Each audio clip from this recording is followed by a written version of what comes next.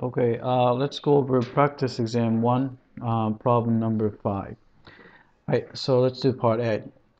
First thing you should do is whenever you evaluate the limit, you just plug in the value. So you plug in 3, x equals 3 into that. Then you see that 3 squared plus 3, so that's 9 plus 3, 12. Minus 12. So you can see that the denominator goes to 0.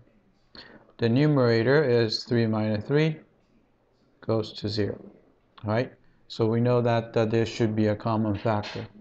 Right? So we can just factor out the denominator in this case.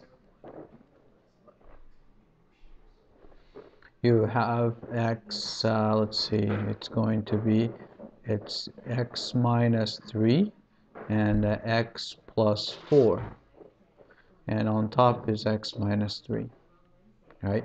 As we expected, there are common factors on top and bottom, so we can cancel that, cancel those out, so you have 1 on top. Then we just plug in, right? So x goes to 3, so 1 over x3 plus 4. Therefore, you end up with 1 over 7.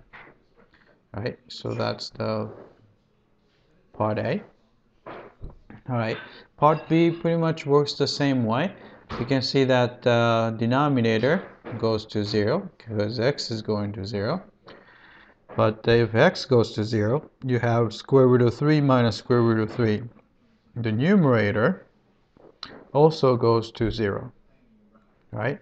So which means that we should be able to find a common factor.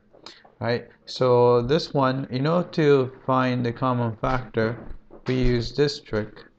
We multiply top and bottom by square root of 3 plus x plus square root of 3, square root of 3x plus x plus square root of 3. Alright, so I'm again using the trick a minus b times quantity a plus b is equal to a squared minus b squared. Right? So if you do that, you will get limit as x approaches 0. Then you have, so a squared would be square root of 3 plus x squared. So you're just going to get 3 plus x, and a minus square root of 3 squared would be just 3, and all over, and there's x here, and the times quantity square root of 3 plus x plus square root of 3. Right? So you can cancel 3 minus 3, cancel out. There's x here and x on the bottom, so common factor, cancel out. So you have 1 on top. Right? Then you can plug in. Right? You can see that here x goes to 0, so that guy disappears, and on top is 1. So you have square root of 3 plus square root of 3. So therefore you have 2 square root of 3.